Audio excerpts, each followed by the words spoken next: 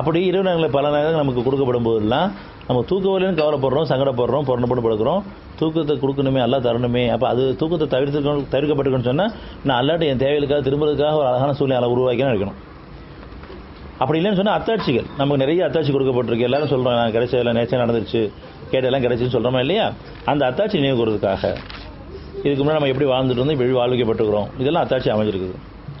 3:113 அவர்கள் சமம் அல்லர். வேதத்துடையவர்கள் ஒரு சாரார் நிலைத்து நிற்கிறார்கள். இரவின் நேரங்களில் அல்லாவின் அத்தாட்சியில் நினைவு கூறுகிறார்கள். இன்னும் அவர்கள் அல்லாவுக்கு முற்றிலும் பணிகிறார்கள்.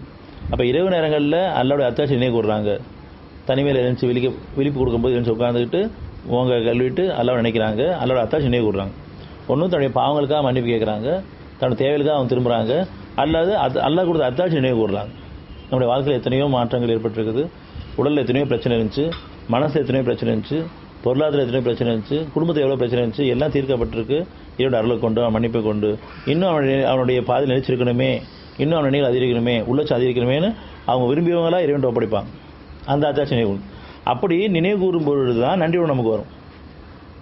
அந்த நன்றியுடன் நம்பிக்கையும் சேர்ந்து வந்துடும். நாளை வாழ்க்கை கவலை போயிடும். ஏன்னா இவ்வளோ காலம் நம்ம ஏற்கனவே கவலைப்பட்ட காரியங்கள்லாம் நல்லபடி நடந்திருக்குது, இனிமேல் கவலை வரக்கூடாதுங்கிற தெளிவு அங்கே கிடைக்கும். ஏன்னா அல்லாவோட அத்தாட்சி நினைவு கூறும்பொழுது ஒவ்வொருத்தருக்கும் தனித்தனியாக அவங்க அத்தாட்சிகளை அவங்க நினைவு கூறும்பொழுது அவங்க நம்பிக்கையும் பலமாகும், நன்றியுடன் அதிகரிக்கும். அத்தாட்சி நினைவு கூறுறது நன்றி செலுத்துறது தான். அல்லாவோட அத்தாட்சி நினைச்சு பாருங்க, நல்லா சொல்கிறான். அது கீழே 114 அவர்கள் அல்லாவின் மீதும் எதினா மீது நம்பிக்கை கொள்கிறார்கள். நம்பிக்கை வந்துருச்சு அவங்களுக்கு. அல்லாஹ் நமக்கு எந்த அநியாயம் பண்ண மாட்டான், நிறைய நம்ம அத்தாட்சி வாழ வச்சுட்டு இருக்கான், நாளைக்கு நம்ம வாழ்க்கை நல்லபடியாக இருக்கும், அந்த நம்பிக்கை அதிகரிக்கும். அவர்கள் அல்லாஹ் மீது நம்பிக்கை கொள்கிறார்கள், நன்மையை செய்கிறார்கள். இனி வாழக்கூடிய நன்மை செய்யணும், தீமையை விளக்குகிறார்கள், இன்னும் நன்மை செய்வதற்கு விரைகின்றனர். இவர்களே நம்பிக்கையாளர்கள் உள்ளவர்கள். இவர்கள் செய்யும் எந்த நன்மையும் புறக்கணிக்க மாட்டாது. அன்றையும் அல்லாஹ் பயபக்தர்களை நன்கு அறிகிறான். இப்போ நன்மைகளுக்கான வழியில் அல்லாஹ் அமைச்சுவான்.